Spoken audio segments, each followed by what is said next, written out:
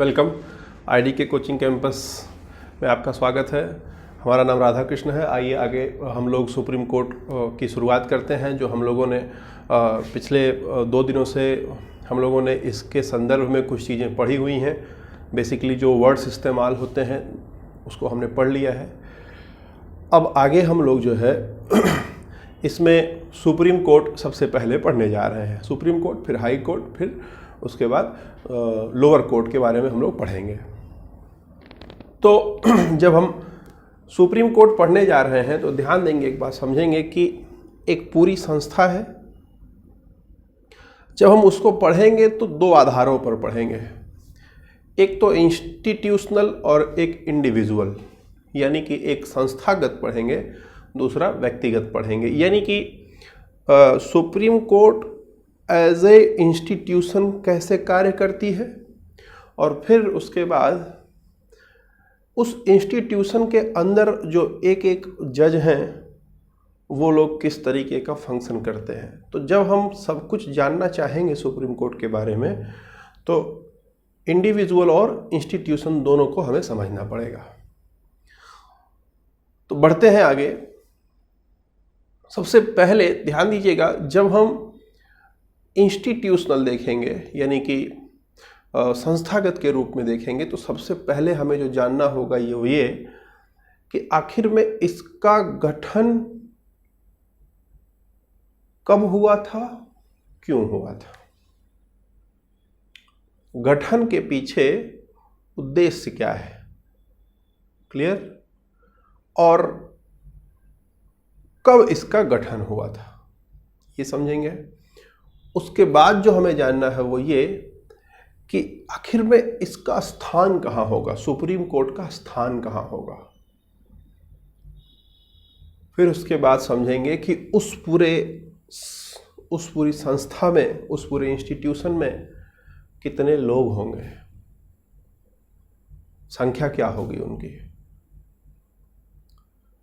जब ये तीनों समझ लेंगे हम तो बेसिक ढांचा इंस्टीट्यूशन का समझ में आ जाएगा। तब उसके बाद हम लोग आगे बढ़ेंगे कि जो संख्या है इसमें, उसमें जो एक एक लोग हैं, इंडिविजुअल एक एक लोग हैं, उनके बारे में समझेंगे। तो जब इंडिविजुअल समझने जाएंगे किसी एक के पद के बारे में तो उसकी योग्यता समझेंगे कि वहाँ पर वो कैसे पहुँचता है, सुप्रीम कोर्ट में कैसे पहुँचता है। जब वो वहाँ पहुँचता है तो वो पहुँचने के लिए योग्यता क्या होनी चाहिए। फिर उसके बाद उस कौन सी प्रक्रिया का पालन करके उसकी नियुक्ति की जाती है। फिर वो शपथ किसके सम्मुख लेता है। जब वो योग्य होगा, नियुक्ति हो जाएगी, शपथ ले लेगा तो क्या काम करता है, बदले में उसको अधिकार क्या मिलता है। फिर उसके बाद जब वो काम करता है, कोई भी इंसान काम करता है तो वेतन चाहिए होता है। तो व्यक्ति योग्य है, नियुक्ति हुई, शपथ लिया, काम कर रहा है, काम करेगा तो पैसा चाहिए। लेकिन अगर गलत काम करेगा तो उसे उसके पद से हटाया जाएगा। महाभियोग जैसी प्रक्रिया, इम्पीचमेंट लाइक प्रोसेस के थ्रू उसे हटाया जाता है। तो ये इंडिविजुअल हो गया। इतना पढ़ने के बाद फिर हम देखेंगे कि जो हम वापस आ जाएंगे संस्थागत पर और ये देखेंगे कि जो इंस्टीट्यूशन है, पूरा कंप्लीट इंस्टीट्यूशन है, उस इंस्टीट्यूशन का हेड कौन है। तो उसमें देखेंगे एक आता है न्यायमूर्ति, जिसे हम चीफ जस्टिस ऑफ इंडिया कहते हैं। उसकी नियुक्ति कैसे होती है, उसके सारे चीज़ों को बारे में समझेंगे। उसके बाद ये देखेंगे कि ये जो इंस्टीट्यूशन है इसका क्षेत्राधिकार क्या है, इसका कार्य अधिकार क्या है, कहाँ इसके क्षेत्र फैले हुए हैं। और साथ में ये देखेंगे कि सुप्रीम कोर्ट कैसे इंडिपेंडेंट है, कैसे स्वतंत्र है, ठीक है, कैसे इसके ऊपर किसी का दबाव कार्य नहीं कर सकता। तो ये सारी चीज़ें जो है हम लोग इसमें सर्वोच्च न्यायालय के अंतर्गत पढ़ेंगे। तो आइए शुरू करते हैं। सबसे पहला जो हमारा यहाँ पर पर्पज़ है वो ये कि इसका गठन कब हुआ, क्यों हुआ, संविधान में इसका उल्लेख कहाँ है? ठीक, तो सबसे पहला जो सवाल है कि आखिर में इसका गठन हुआ क्यों? तो ध्यान दीजिए, चुनी हुई सरकार जरूरी नहीं कि वो हमेशा अपने जनता की भलाई ही करे, रक्षा ही करे।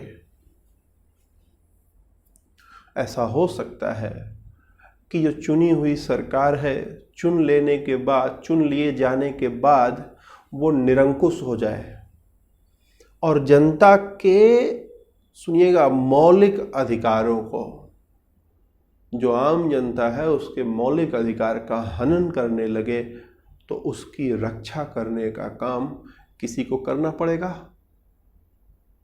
क्लियर है? तो एक उद्देश्य ये है कि लोगों के फंडामेंटल राइट की रक्षा करेगा। Point number 1। Point number 2, Bharat जो है एक संघीय राज्य है, राज्यों का संघ है। संघीय राज्य, राज्यों का संघ है। भारत राज्यों का संघ है, यानी कि उसमें कई राज्य शामिल हैं और संघ भी है। तो जब कभी संघ और राज्य में कोई डिस्प्यूट होता है, यानी किसी तरीके का कोई विवाद खड़ा होता है, तो उसको कौन सुलझाएगा? उसको सुलझाने के लिए किसी को होना आवश्यक है, तो उसके लिए सुप्रीम कोर्ट है। एक तो ये हो गया केंद्र और राज्य के बीच में, और दूसरा ये होगा कि राज्य आपस में ही, जब दो राज्यों में आपस में कोई विवाद होता है तो भी उसको समझाने का, उसको सुलझाने का कार्य किसी न किसी को करना पड़ेगा। तो कौन करेगा? Supreme court. क्लियर हो गया? 2-3 मुद्दे। एक और मुद्दा है, वो ये कि सुप्रीम कोर्ट को संविधान का संरक्षक कहा जाता है, कस्टोडियन कहा जाता है। यानी कि जो संविधान लिखा हुआ है, कोई भी कानून, संविधान में जो लिखा हुआ है चीजें, उसके विरुद्ध जाकर के संसद ना बना दे, उसका भी देख रेख किसी न किसी को करना पड़ेगा। तो कौन करेगा? सुप्रीम कोर्ट करेगी। क्लियर है ना? तो ये सारी चीजें जो है, ये जो 3-4 चीजें मैंने बताई, ये सारे कार्य किसी न किसी को करने थे, तो इसको करने के लिए सुप्रीम कोर्ट की स्थापना की गई है। ठीक है? और एक इसमें जोड़ सकते हैं आप, वो ये कि जब कोई लाइन संविधान में लिखा हो और उसकी व्याख्या करनी हो, उसकी स्पष्ट व्याख्या क्या होगी, वो कहना क्या चाहता है। आप समझिए, एक ही वर्ड की बात मैं कर रहा हूं। आप पीके एक मूवी आई है, उसको देखेंगे अगर, तो उसमें बोलता है अच्छा। अब अच्छा का ही उसके एक्सप्रेशन से कई मतलब निकलता है ना? तो आप समझिए हमारी बात कि अच्छा जो आप बोलते हैं, अच्छा, तो मतलब उसका कई मीनिंग निकलता है। तो अब उसका एग्जैक्ट मीनिंग क्या होगा, हर आदमी अपने अपने हिसाब से पता निकालेगा। तो वास्तव में क्या होगा, उसको भी इंटरप्रेट करने का काम सुप्रीम कोर्ट का है। ठीक? तो इन उद्देश्यों के साथ सुप्रीम कोर्ट का गठन होता है। ध्यान देंगे, इसके इतिहास पर चलते हैं।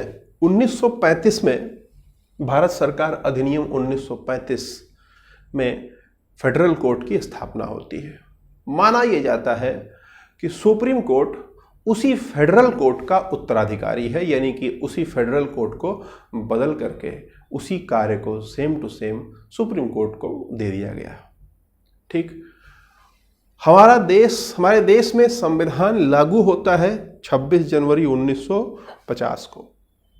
उसके 2 दिन बाद, यानी कि 28 जनवरी 1950 को सुप्रीम कोर्ट का उद्घाटन होता है।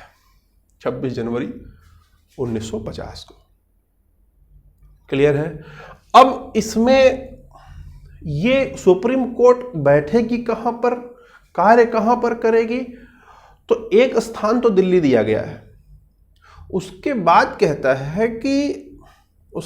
कहता है कि जो न्यायमूर्ति होगा, मतलब जो चीफ जस्टिस ऑफ इंडिया होगा वो भारत के राष्ट्रपति के संज्ञान में रखते हुए कई स्थानों पर भी बैठक कर सकता है, कई स्थानों पर सुप्रीम कोर्ट के बेंच बनाए जा सकते हैं। कई बार ऐसा हुआ, प्रपोज किया गया, वित्त आयोग ने भी जो है प्रपोज किया था कि दिल्ली वाला जो सुप्रीम कोर्ट है उसको संवैधानिक पीठ बना दिया जाए। संवैधानिक पीठ क्या होता है मैं पिछली क्लास में बता चुका हूँ। संवैधानिक पीठ बना दिया जाए और 4 अन्य पीठें बना दी जाएं। 4 अन्य पीठें, एक दिल्ली में और अलग से, बॉम्बे में अलग से, तमिलनाडु में अलग, चेन्नई में अलग से और एक कलकत्ता में अलग से बना दी जाए। जिससे क्या होगा कि सुप्रीम कोर्ट का कार्य जो भार है वो एक जगह सेंट्रलाइज न होकर के कई जगह हो जाएगा। लेकिन सुप्रीम कोर्ट के जो मुख्य न्यायाधीश हैं वो कभी भी इस बात पर इंटरेस्टेड नहीं हुए, इसलिए अभी तक केवल और केवल एक जगह पर ही सुप्रीम कोर्ट कार्य करती है और वो है आपका दिल्ली, वो उसका स्थान है। अब बात करेंगे इसकी संख्या की। ये सबसे इंपॉर्टेंट है इस साल के इम्तिहान के लिए। क्यों? क्योंकि इस साल इसमें बदलाव हुआ है, संशोधन हुआ है। ठीक है, ध्यान देंगे जब संविधान बना तो मूल रूप से उसमें 7-1 यानी 7 जज और 1 मुख्य जज, 7 जज और 1 मुख्य जज, ये कुल 8 जज उसमें संख्या के रूप में दिए गए। ठीक, कि सुप्रीम कोर्ट में कुल 8 जज रहेंगे। ये संख्या संविधान के अनुच्छेद 124 के भाग 1 में दिया गया है। ठीक है, अब बात यहां समझते हैं कि संसद को यह अधिकार है कि वो इस संख्या को घटा नहीं सकता है, बढ़ा सकता है। यानी संख्या 8 से कम नहीं कर सकता संसद, लेकिन संसद 8 से ज़्यादा कर सकती है इसको। तो लगातार इसमें कई बार, 6 बार इसमें परिवर्तन हुआ। ठीक है, 6वीं बार अब की बार परिवर्तन हुआ है। इसके पहले 2009 में परिवर्तन हुआ था। 2009 में परिवर्तन जब हुआ था तो उस समय जजों की संख्या 31 की गई थी। 30+1 मतलब 30 जज होंगे और 1 मुख्य जज होगा। क्लियर है?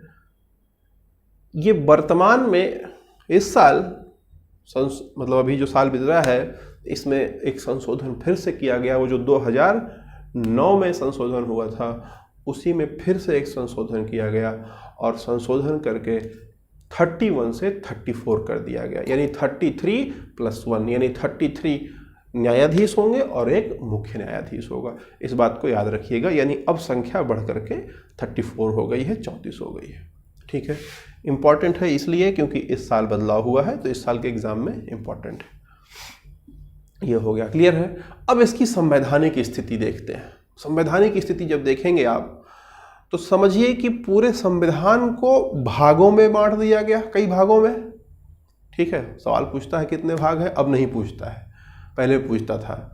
ठीक है, कई भागों में बांट दिया गया। उन भागों को अध्यायों में बांट दिया गया। हर भाग में कुछ अध्याय हो गए, हर अध्याय में कुछ अनुच्छेद हो गए, हर अनुच्छेद के अंदर खंड उपखंड हो गए। ठीक है, तो यहां देखिए सर्वोच्च न्यायालय की जब बात करेंगे हम लोग तो भाग 5 के अध्याय 4, भाग 5 के अध्याय 4 के अनुच्छेद 124 से 147 तक सुप्रीम कोर्ट का वर्णन किया गया है। सुप्रीम कोर्ट क्या कार्य, ये सारी चीजें जितने मैं बता रहा हूं सब इसी के अंतर्गत वर्णित की गई है।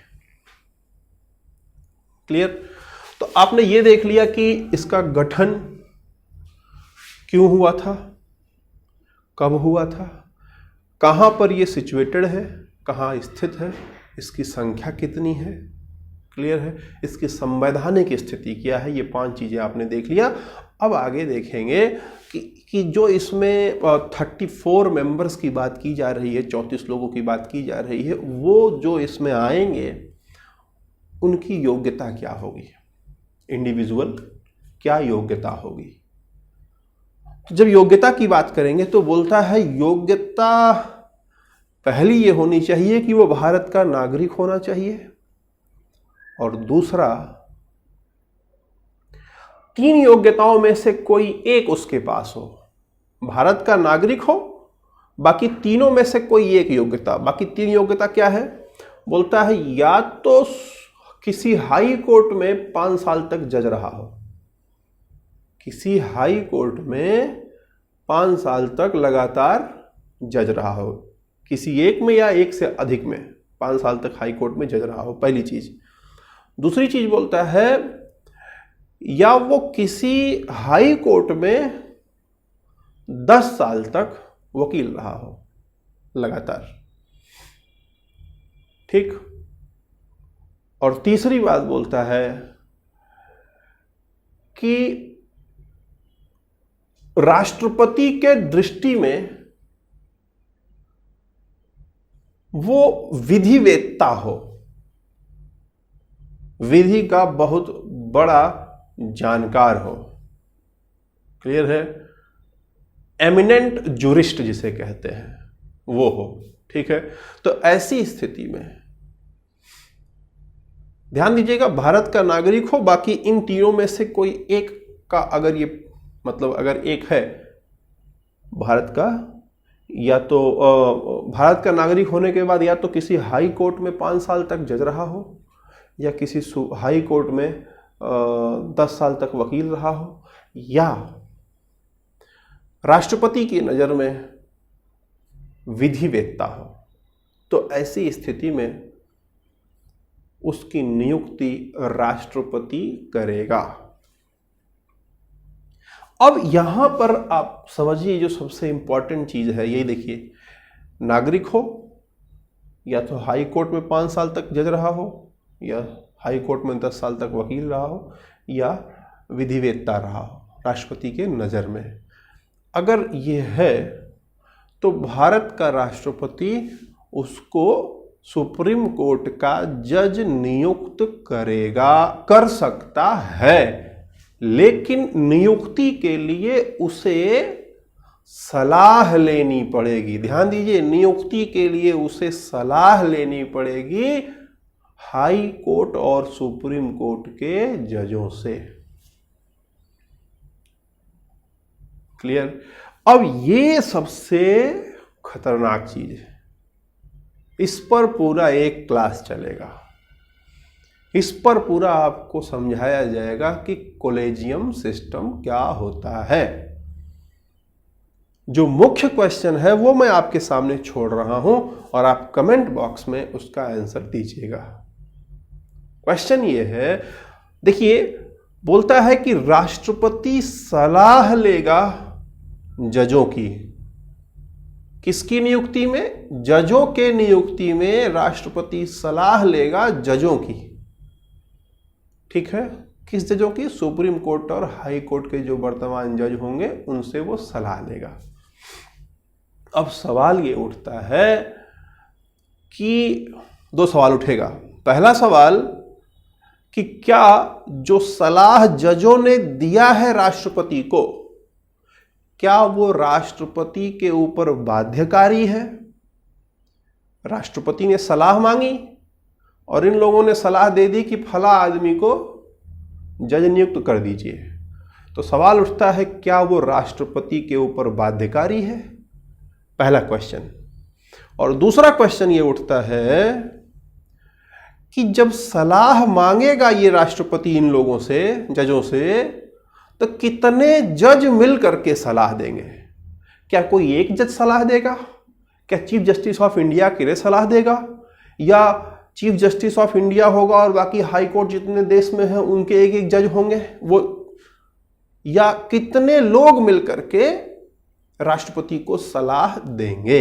ये सबसे इंपॉर्टेंट चीज, इंपॉर्टेंट क्वेश्चन उभर करके आता है, यहीं से कॉलेजियम सिस्टम का उद्भव होता है। क्लियर है? तो इन दोनों क्वेश्चन का जवाब आप अपने हिसाब से कमेंट बॉक्स में दीजिएगा। अगली क्लास में पूरे कॉलेजियम सिस्टम पर मैं एक वीडियो बनाऊंगा और इन दोनों क्वेश्चंस का जवाब आपको मिलेगा। काम मेरा अच्छा लगा हो, पसंद आया हो आपको, तो शेयर करिएगा, सब्सक्राइब करिएगा, कमेंट भी करिएगा। धन्यवाद।